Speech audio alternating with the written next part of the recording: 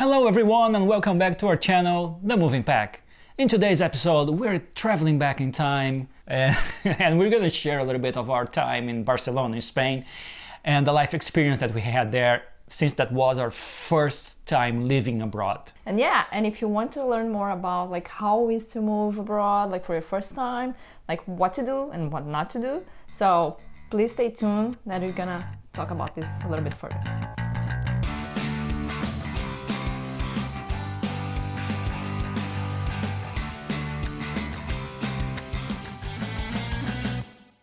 Hello everyone, welcome to The Moving Pack.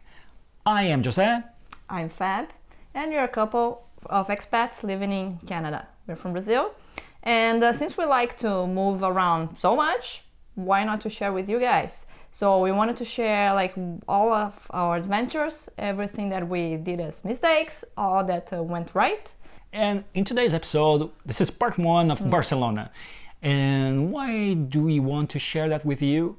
Well, first and foremost, that was our first experience living abroad. That was when lots of things went wrong. Yeah. Lots of things because we didn't do our proper research. We just went on okay, let's go, let's do it. Yeah. Which was super fun. We are young and we we wanted to study our masters, we wanted to study abroad and had a couple of money to do that. So we just quickly organized, I think 2 months before, I would say. Yeah. Rewind to 2009. Yeah. We were two students in love, but we had never lived together before, and we had always lived in our home country, Brazil. We had a very comfortable life. We had jobs. We wouldn't need to pay the rent because my parents, they would just say, keep this apartment for you guys to start your life. We had our cars. So why move abroad? We wanted to have that experience. So we decided, me first, I decided that I wanted to do something outside of that country. I needed that. I need to be outside the wings of my family. You know, they're always there supporting you, protecting you, but I needed that. And then I told her, hey, you know what? I'm going to Barcelona. And I decided for Barcelona because I had a workmate. He had already lived there. He had already studied there. So I decided, yeah, I'm going to Barcelona. Never been there before, but anyway, who cares, right? I'm going. That's all. Yeah. Well, I've been there before, a year before we met, I guess. I had a backpack with my sister and we stayed there for a couple of days. But it was amazing. To me, it was okay, wow, this is the city. Decided, okay, let's go together, let's do it together, and just start to search a little bit for the places to study, the schools. But very little. Very little and very fast. Because one thing that we knew that we couldn't lose that window of registration and application for the schools. Yeah. So we wanted to okay, let's find a school that it's interesting for you and also it's on budget for both of us, and the same it was on your line of interest, which is videography, animation, and my line of studies was more visual merchandising and design and stuff like that. And one thing to keep in mind is that the school calendar in Europe and North America, it works in a different way as in South America, because classes, they start in September, and for us it's the middle of the year. In terms of classes, they start in March and then they go until December. So it's the completely opposite. And when we had this conversation, it was May. Yeah. So we had very little time to find the master's program, to enroll, pay the fees, to be accepted, and then apply for a visa, buy plane tickets, book a place. It was quite super fast. Super fast, quite the adventure. And so we had to capitalize and make some money. So let's do it. So we sold our cars. We planned on leaving our jobs, but first we applied for the schools, and then we were both accepted. Yeah, exactly. Yeah, and then we just okay, everything was going smoothly. Let's start packing. So we packed a lot. We pack a lot. Well, it was a lot. Okay, it was nearly all of my wardrobe, all of hers. It was insane. Why? But that's something that you learn. You learn as you go. And we're gonna talk about this in further episodes, why you don't have to take all of your wardrobe with you, and just trying to take as little as you can. And then now we need a place to live. And okay, how do we do that? Yeah, and we needed a place because of the visa. We have to have like a place, A rental contract? a rental contract before your visa is accepted.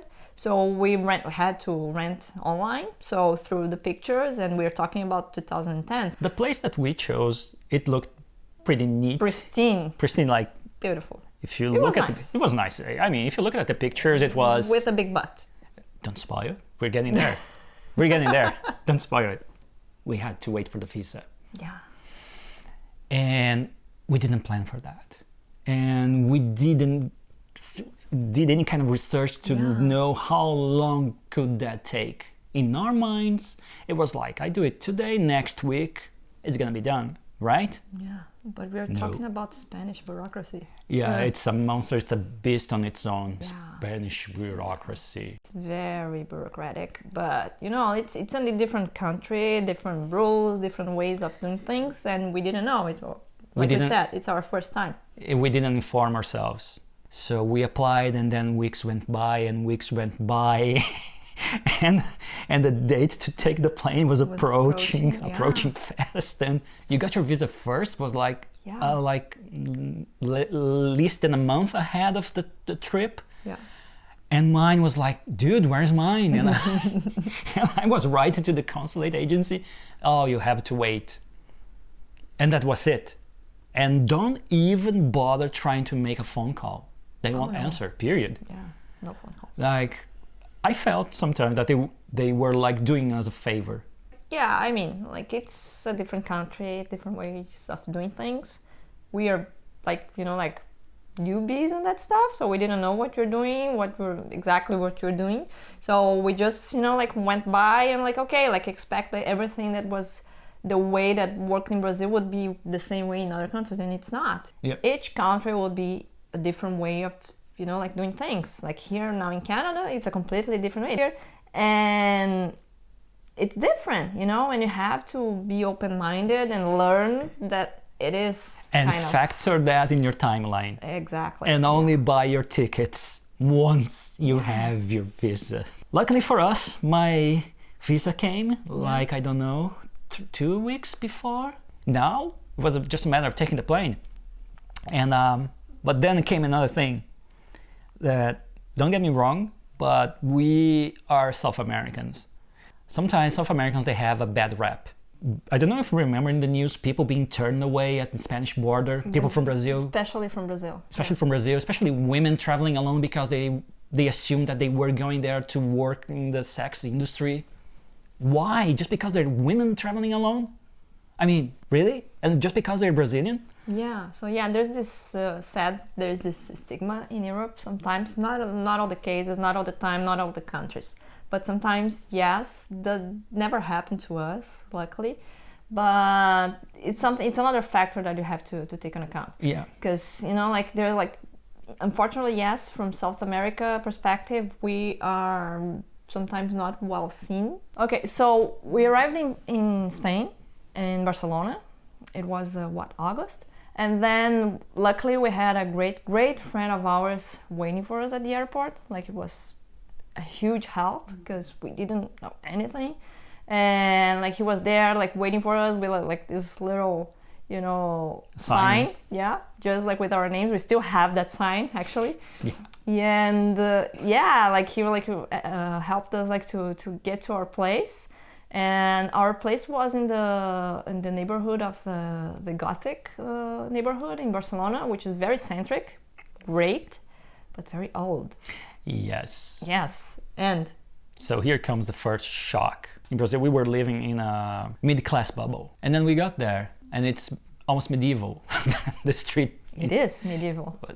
Very tight street, and had a weird smell. And then we got to our place, the place that we rented online, remember? That had those nice, neat pictures. Keep in mind that in Brazil, we had like comfortable lives with nice houses, spacious, with lots of sun, lots of privacy. And then when we got there, and then the real estate agent was there to greet us.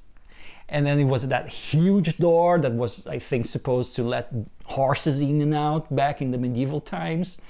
And then when she opened that, I I had the feeling that she was opening actually the gates of a sewer. And yeah, and it's funny because I still have that memory that we're like when she opened the door, like, okay, gonna leave our luggage here, and then she actually gonna show us the place. But then like we came in with the luggage, and she was like, okay, yeah, let's go upstairs because here's your apartment. It was like, oh god. And oh god, because we each other had to carry upstairs, no elevator. And our friend. And our friend, but like each other had 2 luggages of 32 kilos each. And our friend is like an older person, like he's like in his 60s, I guess. He was in his 60s. Yeah, but I mean, like, and he was super helpful and everything, but we're like, okay, he was very, very concerned about us. He was like, you sure here's the place? And we're like, yeah, I guess so. I guess so. We paid for that, right? We already paid 3 months in advance. And he was like, easing us his phone number. Anything, just give me a call and you stay in my place, okay? But this thing here is looking really suspicious. Yes. I don't like it. Yes. Let's at least open the door, right? Yeah. Let's give it a chance. Actually, it was good.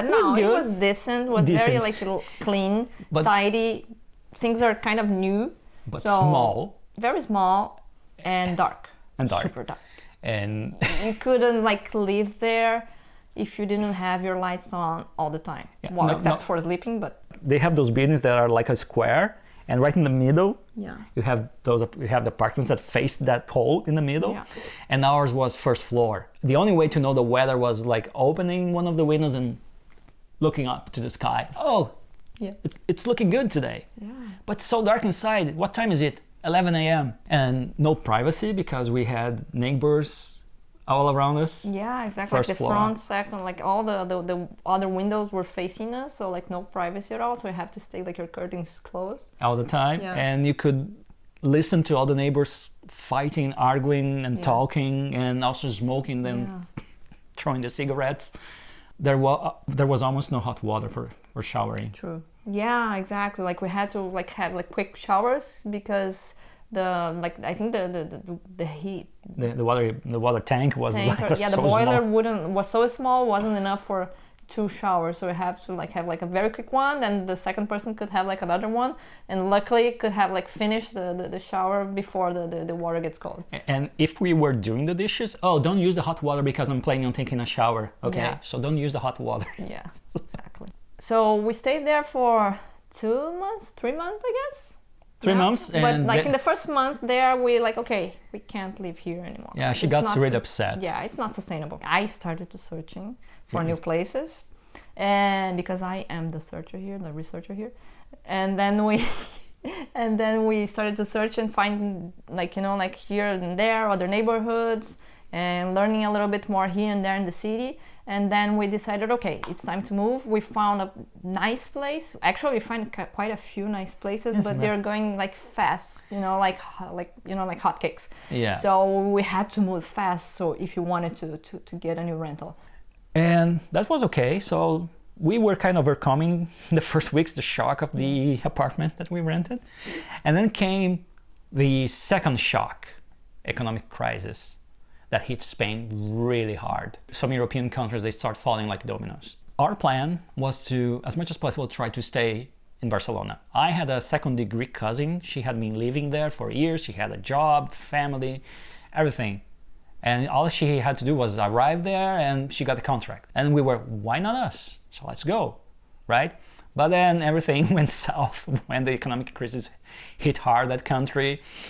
And people started went on general strikes, and it was really sad. It was really sad. At the same time, we had La Merced, that huge party. I guess in the following week, we had that general strike. Yes, and the streets were like all empty, dirty, like like windows were trashed and like smashed, like like it was really sad. But it was again amazing experience to see those things, because like obviously like we had things like that in Brazil, but you always take for granted because you think like, oh yeah, this is Brazil. But like when you see in other countries those things happening, you're like, whoa, like things are not only bad for us back in our home country, but it can be bad in other places too. As Brazilians, we always tended to have that image of Europe being the place to go and live because everything there works. Third shock. So we realized that we will be there in Spain for 1 year, and we had a tight budget. And we are like, okay, we had like very minimal budget per month on a daily basis. We had to, like be very tight on like groceries and everything that we have to buy. And we were in Barcelona. So we wanted to experience different things, different foods, like the great wine they have, and all those things, and all the parties happening around us. So we're like, okay. And that's something that we did not factor in when we decided to move to Barcelona. Yeah. Like, oh yeah, we're gonna have so much fun and we need a budget for that. Yeah, and we didn't like took an account that, like currency exchange from Brazilian money to euros was like a huge thing. And actually at that time it wasn't terrible difference, and we didn't took that completely, well, we knew, but we didn't took that in completely in account. We're like I said, you wanted to go to parties, you wanted to have fun, you wanted to do like lots of things, and we're like, okay, yeah, we can actually do that many crazy things that we were thinking we do, because we didn't plan for that. I do remember being kind of scared for the first 2 weeks. Yeah.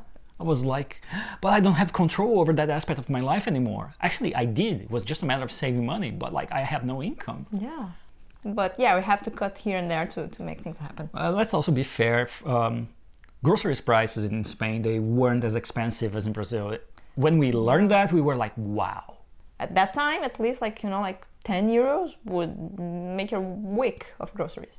It was really cheap, and like everything is so fresh there. Like everything, like even like I remember seeing like the seafood on the markets, and they're actually alive, like like crab and fishes, like they're like octopuses. Oh yeah, that was like crazy. Like wow, that's really fresh. Yeah. So yeah, those are one of the nicest things that I remember from that time. Yeah, even though we had a short budget, we learned that, and that was one of the first eye openers for us. Is that wow? So actually, I don't need to be making lots of money in order to have a decent life. Not a life in which you can splurge, but just okay, a good life nevertheless. You don't have to have, like he said, like many pounds or euros or whatever in your pocket, because like little money can make you so much happier depending on the way that you expend like that, and the way that you're gonna plan your budget. So you can live with less for sure. Shock section is over. And now we're coming back to another subject that we discussed previously. Spanish bureaucracy. In case you don't know, when you arrive in Spain, you have to apply for a NIE, N-I-E, Número de Identidad de Extranjero, which means that your identity number as a foreigner. It works as a social number that you have to have in order to stay there, to study there, to do whatever you have to do there. To get your rental, to get anything. Like if you want to, let's say, like go to the public library, or if you want to get like one of those, like like register for those bikes they have in the city, you need one of those. You need like he said, like for studies, for bank account. But you remember, we got kind of lucky when we went to get our NIE, because they just throw you in a line. There's a huge line, and you have to bring with you this amount of paperwork, like your passport, a copy of your passport, a signed copy of your passport, and then the original of your enrollment in your studies, and then a copy of your studies. Yeah, and I remember like thinking like, that was so funny. Again, that was 2010, and like I remember when we finally got our bank account all sorted out, and they gave us like this little booklet, like paper booklet, and they had to take notes of everything, that like all the transactions that we would do. I was like, oh my god, this is like, at least like in Brazil, like if that was something that would happen in the 80s, 70s, 80s, and 2010, they still like take like handwritten notes of all your transactions. I was like, no, that's not right. And every time you went to the bank, you needed to have that booklet with you, period. Yeah. Nothing would happen. But I have the card. No, you need a booklet. Quite sure that everything, like it's a little bit more, modern and better now. So yeah. Okay, Note, we're not trashing, okay? We're just making fun. You're just making fun of a things situation. that happen, situations that happen to us.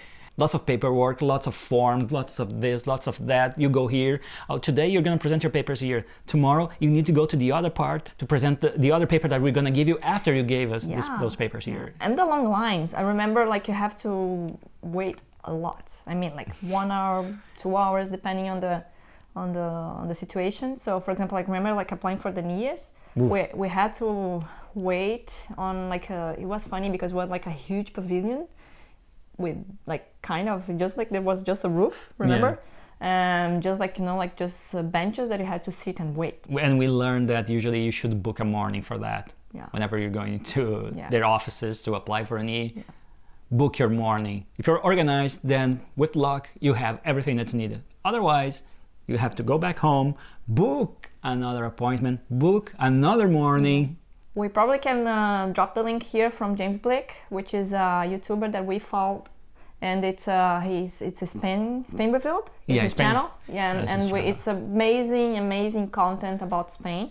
And there's one episode in which he mentions 12 things he hates about Spain, and one of the top things, Bureaucracy. And when he showed the email that he received from I don't know which agency there, it was about the same formatting, the email that we received in 2010 for our visa application. But yeah, that was our first contact. It was kind of a light learning, but we didn't learn a lot from that first contact. No, we didn't. Changing a little bit the subject here, talking about like in and outs in Barcelona. Things that I remember we experiencing there, like it was just, like learning about the metro. So that was like one thing, okay, how many tickets I buy, like how can I like purchase tickets for like a month. They had like, like those sharing bikes that we can use like around the city. So like how to apply for those. And you had like all those things that you have to apply for those things. So all those little things that we had to learn by ourselves to know like how to like to make things work on a daily basis. Another thing about in and outs is that we learned about the pickpocketing in Barcelona. Yeah. Big time. Yeah. Brazilian being mugged in Barcelona. Yeah. First time in my life I was ever mugged was in the Mercado de la Boqueria in Barcelona, which is in La Rambla. Very popular, very touristic place. And yeah, I got mugged when I saw my wallet disappear and then it reappeared right in front of me. They blindsided me completely. Yeah. And all my euros were gone, but my credit cards and everything else, they were still there. But again, I think like was lucky because like we still had like all your documents, your passport, like the credit cards or all there. Was just money, because most of the time like pickpocketers in Spain, Barcelona especially, like they just go for the money, like they want to do like the easy job. So be mindful if you go to Barcelona or any major cities in the world, like be mindful because there are pickpocketers all the place, and it's like it's a bummer to get mugged. Yeah, okay, it's not a good experience, right? Yeah. Another thing that we learned about Spain is the way people behave. And in Brazil, we tend to smile a lot, to sugarcoat stuff, even if you don't like a situation. And when we got in Spain, it was kind of what's wrong? Yeah. I would say that is the fourth shock. It's just something that we learned that... They're a little bit blunt. Yeah, they go to the point, okay? Al grano. Exactly, yeah. And sometimes it's funny because I remember like seeing like the old ladies talking in the street. They're just having like a conversation, but seem like from a foreigner, like obviously like we speak Spanish, we understand what they're saying, but sometimes the way they converse is like they're fighting. I was like, why those old ladies, they are fighting? But they're not, they're just having, like a normal conversation. And now the foul language, I mean, they use a lot of bad words during their conversations, but they're just talking, talking to each other, having a friendly conversation, but from 5 words, one... It's a slur, yeah. It's a slur and a swearing, and wow. That's really funny of them. Partying in Barcelona is a huge thing. One thing that we found amazing is that, I think that was our first or third week, I don't remember now there, we went to a party. Yeah. A guy that he had a kind of huge balcony. And I do remember I was talking to a guy from Australia, there was another person from Georgia, another person from Mexico, the owner of the condo was from Belgium, there was another person from Greece. I was blown away because I had never seen and talked to so many people from different countries at the same time. So that's one aspect of life there that we enjoyed so much. Very much. This contact with different people, different cultures, different languages. It was amazing. It was so, because it makes you feel welcome. You feel like you're not the only one from abroad or being an alien there. No, you're someone else and you can add up to the conversation with your background. And another aspect of this is like the culture that you have at your doorstep. Wow. Like every corner that you turn, you're gonna have something interesting to see. Like from my perspective, at least, as my background is in architecture. So everything that I studied and like everything that I saw like in school was like, oh wow, this is actually on my face. And that was amazing, like, you know, like cathedrals, museums, like, you know, like buildings from like famous architects and stuff like that, to me was like mind-blowing.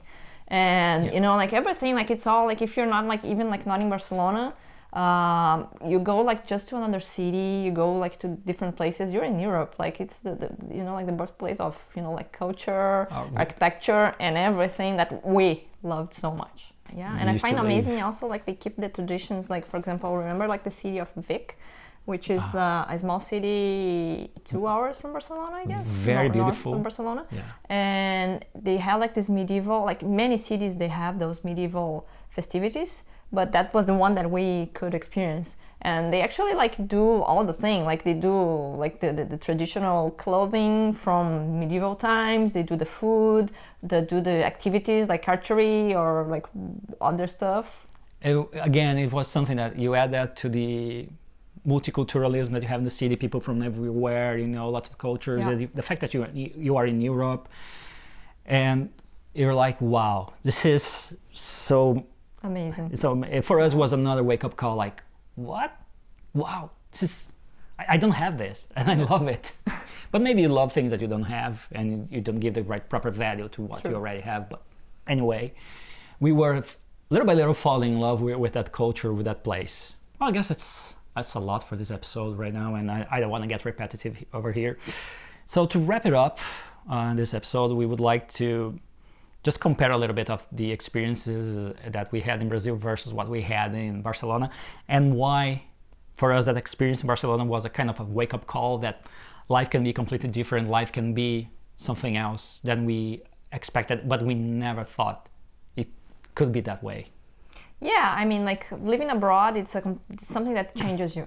And those things that we could see as a comparison, for example, was like in Brazil, we had like this steady life, everything was like rolling well, smoothly, and we had our jobs and everything was good, couldn't complain.